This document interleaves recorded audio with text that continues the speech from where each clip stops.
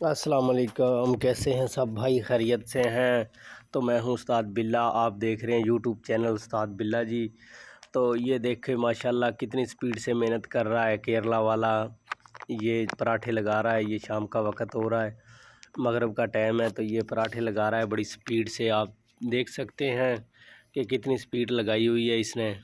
तो ये ऐसे ही स्पीड से पराठे लगाता है, काफ़ी मेहनत करता है ये माशाल्लाह जी।